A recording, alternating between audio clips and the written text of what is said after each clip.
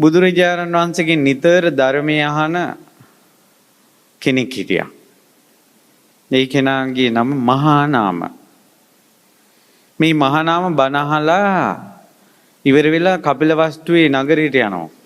ඒ කාලේ වාහන ඇත්තු, අශ්වයෝ, කරත්ත. ඒතර එක ඇතෙක් නෙවෙයි මේ බලවත් අය ඇත්තු පිට යන්නේ ඉන්නේ. ඒතර ඇත්තු කුලප්පු වෙනවා. අශ්වයෝ කුලප්පු වෙනවා. රත වල ගැට ගාලා ඉන්න ගවයෝ කුලප්පු වෙනවා. පෙරහැරක ගෙනියන එක අලියේ කුලප්පු වුණාට පස්සේ එච්චර කලබලයක් නම් නිතර දෙවේලේ පාරේ අලිය ඇත්තු ගැවසුනාම කොහොම අවුල් ඇතිද ඒ කාලේ? කියනවා ඕවා මැදට ගිහිල්ලා උන් කුලප්පු නතර කරන්නයි ඒවට මැදිහත් වෙන අයට කෑ ගහලා ඕවා කරනකොට අර කොච්චර බනහලා හිටියත් සාන්තව ඉන්න බෑ. කොච්චර බුදුරජාන් වහන්සේ ළඟ හිටියත් උපාසකෙක් වගේ ඉන්න බෑ. කෑ ගහන්න වෙනවා, බනින්න වෙනවා, තරහ එනවා, ඔළුව අවුල් යනවා. නැති ඒවා ඔළුවට මතක් වෙනවා කියන්න. මෙයාට හිතුණා මගේ අම්මෝ මේ වාගේ වෙලාවක මම මැරුණොත් එහෙම කොහේ උපදීද? කොහේ උපදීද මේ වාගේ වෙලාවක මම මැරුණොත්? අර අවුල් ගොඩක් රණ්ඩු වෙන සද්ද කරන ඔළුව අවුල් වෙච්ච වෙලාවක මෙයා බුදුරජාණන් වහන්සේගෙන් ඇවිල්ලා අහනවා ස්වාමීනි භාග්‍යතුන් වහන්සේ මම බුදුරජාණන් වහන්සේ ගැන පැහැදීමෙන්, ධර්මයේ ගැන පැහැදීමෙන්, සංඝයා ගැන පැහැදීමෙන් බුදුරජාණන් වහන්සේ ඇසුරු කරලා මනෝභාවනීය භික්ෂුන් ඇසුරු කළා. හිත පහදවාගෙන යන කෙනෙක් මෙතනින්. අනේ ස්වාමීනි මේ නගරයට ගියාට පස්සේ කුලප්පු වෙන ඇත්තු, අශ්වයෝ, කරත මේ අවුල් සහගත මිනිස්සු දැන් බොහොම සංසිඳීමෙන් ඔබ එළියට ගිහිල්ලා පාරේ යනකොට ත්‍රිවිල් එකක් දෙකක් බයික් මෙයින් දානකොට යකෝ මුන්ට කියලා උන්ගේ ආත්මුතු පරම්පරාව මතක් කරලා බැනලා යන්නේ. මේ බනහල යන ගමන් ඇත්තටම නුවණ තියෙන මිනිස්සෙකුට අවුලක් ඉන්නේ නැද්ද? අනේ මම බනහල ආවා මේ මොළුව පිළිවෙලකට තියාගන්න දෙන්නේ නැහැ නේ මෝ කියලා මිනිස්සුන්ට හිතෙන්න බැරි. දෙක අහිංසක නැද්ද මේ හිතන එක? ඇයි මේ පාඩුවේ අපිට ඉන්න බැරි කියලා. අර බනහනකොට තියෙන සංසිඳීම හැමදාම තියෙනවා නම් කොච්චර හොඳද නේ? ඔය රණ්ඩු වෙන වෙලාවක මැරුණොත් කොහේ හයිද? ඒක තමයි මහානාම ඇහුවේ. බුදුරජාන් වහන්සේ වදාලා මා බායි මහානාම, මා බායි මහානාම, බය වෙන්න එපා. එයා ආපු උත්තරේට බුදුරජාණන් වහන්සේ දුන්නේ බය වෙන්න එපා. මහානාම දීඝරත්තං මහානාම සද්ධා පරිභාවිතං චිත්තං.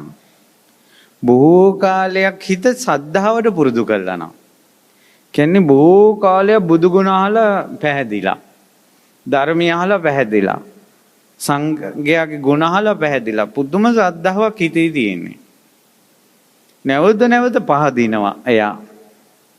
සද්ධා පරිභාවිත සිතක් ඒක. සීල පරිභාවිත සිතක්. නිතර සිල් ආරක්ෂා කරනවා. කැඩුනොත් සමාදන් වෙනවා. සීල ගැන මම පන්සිල් පද 5 රකින්න ඕන කියලා නිතර සිහි කරනවා. අමතක වෙන්නේ නැහැ ඒක. ඒ නිසා කැඩුනොත් සමාදන් වෙනවා, හොඳට රකින්නවා. කැඩුනොත් සමාදන් වෙනවා. මම පන්සිල් පද 5 රකින්න ඕන කියන එක ඔළුවේ තියෙනවා. ඒ නිසා නිතර නිතර ඒකේ හික්මෙනවා එයා. ඒකට කියනවා සීල පරිභාවිතං චිත්තං. සද්ධා සීල. සුත පරිභාවිතං චිත්තං.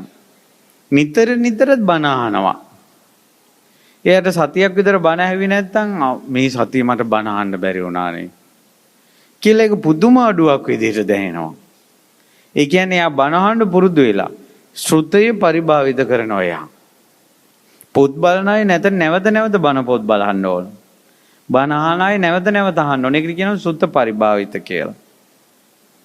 ඊළඟට ඡාග පරිභාවිතං චිත්තං. දන් දෙන එක නැවත නැවත කරනවා. එකපාරකින් නවතින්නේ නැහැ. නැවත නැවත දන් දෙනවා. ලෝභ නැහැ, අත්තරින කෙනෙක්. පඤ්ඤා පරිභාවිතං චිත්තං. එයා මැරෙනවා කියලා එයා දන්නවා හැමදාම මේකේ ඉන්න බෑව කල්පනා කරනවා. යුතුයකම් ඉෂ්ට කරනවා. අපගේ වසඟේ පවත්වන්න බෑ මේවා කියලා කල්පනා කරනවා. අටලෝ දහම මිනිස්සයාට එනවා ලාභ යසායස නිന്ദා ප්‍රශංසා එයා කල්පනා කරනවා. අනිත්‍ය ගැන කල්පනා කරනවා. ඇත්තට මොහොන දෙනවා. ආවේගශීලී වෙන්නේ නැහැ. ප්‍රඥාවන්තයි. නැවත නැවත ප්‍රඥාව පුරුදු කරනවා. මහා නාම ඔන්න ඔය වාගේ කෙනෙක් මැරෙනකොට කොයි විදිහට මැරුණත් එයාගේ මිනිය සත්තු කෑවත් පණුව ගැහුවත් හිවල්ලු කෑවත් බල්ලුලේව කෑවත් ඒක භූම දානය කළත් පුච්චුවත් පාරයිනේ කුණු වෙවි තිබ්බත් එයා මරණින් මත්තේ සුගතිය යනවා. ඒකට හේතුව මහා නාම සද්ධාව ඇති වෙන්න වෙන්නේ හිත උඩට යනවා. සීලය ඇති වෙන්න යට වෙන්නේ හිත උඩට යනවා. ශ්‍රුතේ බණ අහන්න හිත උඩට එනවා. දන් දෙන්න එයාගේ හිත උඩට එනවා. ඊළඟට ප්‍රඥාව පුරුදු කරන්න උද්දංගාමී හෝති විශේෂගාමී. හිත උඩට එනවා විශේෂත්වයටපත් වෙනවා. කොයි විදිහට මැරුණත් අවුලක් නැහැ කියෝ. මහා නාම ගිතෙල් හරි තෙල් හරි පුරවපු කලයක් වතුර ඇතුළට ගිහිල්ලා කුඩු කරනවා. අර කටු ටික ඔක්කොම බිමට වැටෙනවා. මේ වතුරේ ගිලෙනවා තෙල් ටික වේගෙන් උඩට එනවා. එනවද නැද්ද?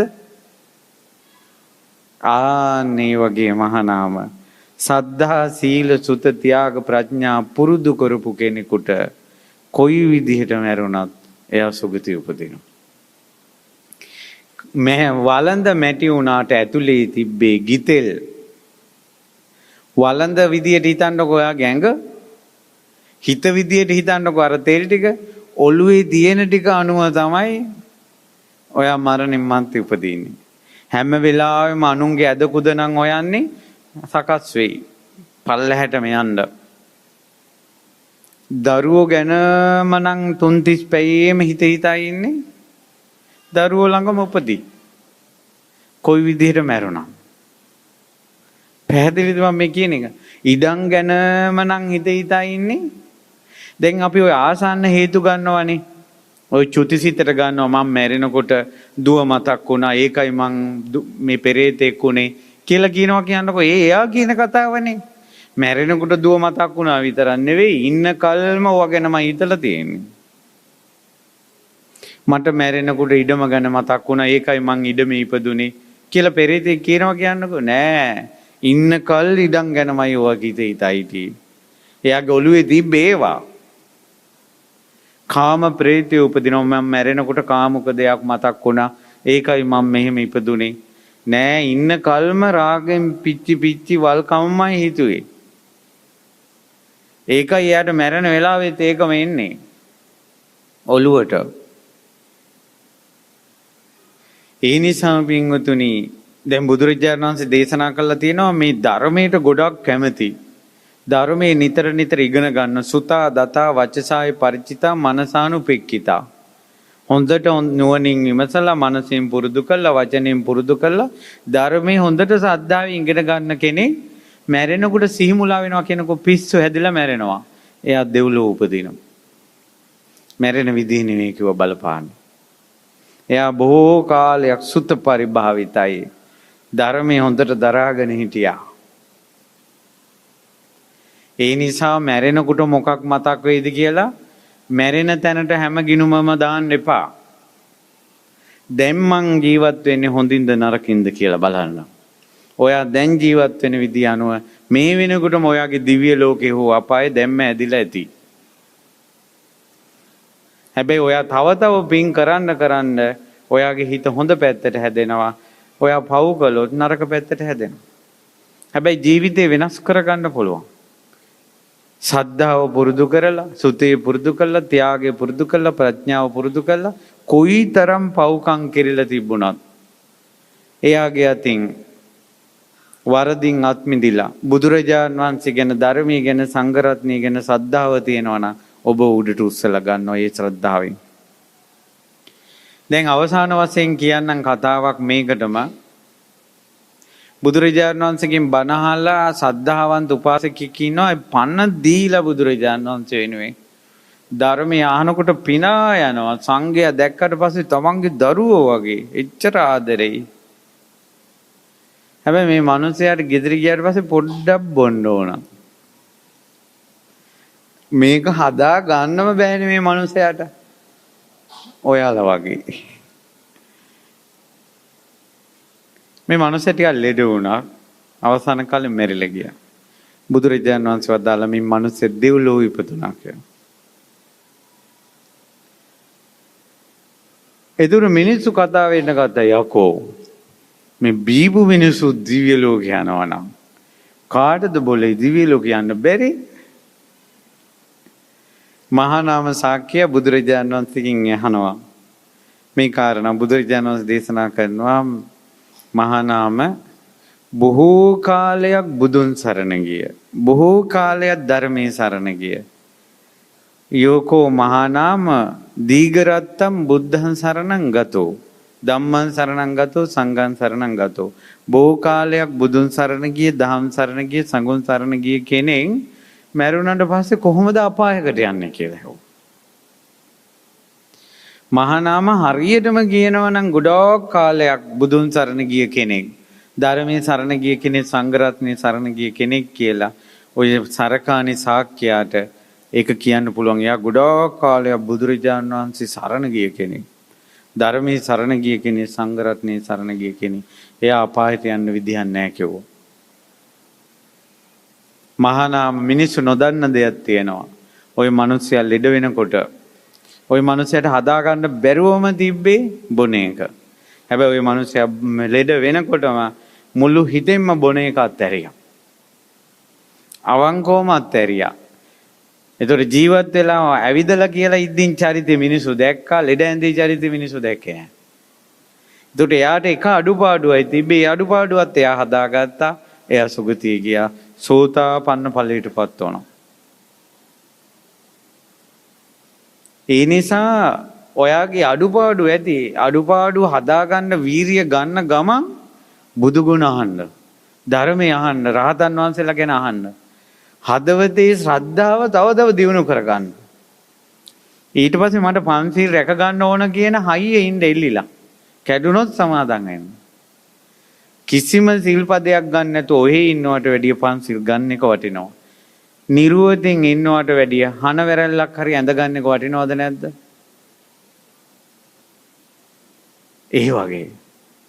ඒතර පන්සිල් ගන්න එකට වැඩිය කැඩි කැඩි හරි සමාදන් වෙන එක වටිනවා. කැඩි කැඩි සමාදන් වෙනවට වැඩිය ගොඩක් කාලයක් මේක රකින්න එක වටිනවා. ඒ වගේ ටික ටික උඩට එන්න පින්වතුනි, බෑ කියන්නේ නැතුව, අමාරුයි කියලා කියන්නේ නැතුව, ඔයා තුලින්ම මිහි පිට ඔයාගේ දෙව්ලෝ දැම්ම හදාගන්න. මේ හදාගන්නේ දෙව්ලොවක්. කටින කළා ඔයාලගේ ලෝකේ ඔයාලා හදාගන්නවා. දන්හල් දීලා ඔයාලගේ ලෝකේ ඔයාලා හදාගන්නවා. මේ ඉන මිනිස්සුන්ට අද මේ ධර්මශාලාව වායු සමීකරණය කරලා පහසු අය අපහසු අයට ආසන පනවලා බිම ඉඳ ගන්න අයට ඒ පහසුව සලසලා බණහන අයට උපරිම පහසුව සලසලා ඔයාගේ ලෝකේ ඔයා හදාගන්න. හාමුදුරුවන්ට බයින අය එයාලගේ ලෝකේ එයාලා හදාගන්න. හාමුදුරුවන්ගේ ඇදකුද හොයන එක අන්දනේ කඩාගත්තද? අර ගෑනිත් එක හිටියද? මේකත් එක හිටියද? අන්න YouTube එකේ, අන්න Facebook එකේ බලා අද කාලේ ආමුදුරෝරු කියලා සංඝයාට බැන බැන ඉන්නකොට එයාගේ ලෝකේ එයා හදා ගන්න. හාමුදුරුවොත් එක තැනකට යනවා, මෙයත් ඒත් යනවා. දෙගොල්ලටම ආයේ යන්න පුළුවන් එක තැනකට. එහෙම නෙවෙයි, එයාලගේ ලෝකේ එයා ගියාවේ මට බුදුරජාණන් වහන්සේ ඉන්නවා, ධර්මයේ ඉන්නවා, රහතන් වහන්සේලා ඉන්නවා. ඔයාලට සාරිපුත්ත මහ රහතන් වහන්සේගෙන් වැරද්දක් උන්නේ නැහනේ. මුගලන් මහ රහතන් වහන්සේගේ වැරද්දක් උන්නේ නැහනේ. අඟුලිමාල මහ රහතන් වහන්සේගෙන් වරදක් උන්නේ නැහනේ. මහා කස්සප මහ රහතන් වහන්සේගේ වරදක් උන්නේ නැහනේ. ගුණ හිතන්න බැරිද? ඔයාලගේ ලෝකේ රහතන් වහන්සේලා වඩා හින්දවා ගන්න. ඔයාගේ ශ්‍රද්ධාව ඔයා හදා ගන්න, මේකෙන් එතර වෙන්න. ඔය බැන බැන ඉන්න නර පණුවන්ගේ ලෝකෙට යන්නේ නැතුව. ඒ නිසා පින්වතුනි, අද කියපු කාරණාව අනුව යම් දෙයක් හිතන්න. මට ගුණ කොල්ලත් හිතට කියන්න තරම් ලොකු දැනුමක් ඥානයක් මට නැහැ. පුළුවන් විදිහටයි කිව්වේ. හොඳට ජීවත් වෙන්න. තුනුරුවන් සරණ ඇති කරගන්න. පන්සිල් පද පහවත් රකින්න උත්සාහ කරන්න. මැරෙනකොට මොකක් මතක් වෙයිද ඔය හිතන්න එපා. මැරෙන විදිහ ප්ලෑන් කරන්න එපා. ඔයා දැන් ජීවත් වෙන්නේ හොඳට නම් මොන විදියට මැරුණත් ඔයා හොඳ තැනකට යයි. ඔයා දැන් ජීවත් වෙන්නේ නරකට නම් මැරෙන වෙලාවේ පිරිත් නෙවෙයි බුදු පිළිම දාක් වටේ ගෙනල්ලා තිබ්බත් ඔයාගේ ලෝකේ වළක්වන්න බෑ.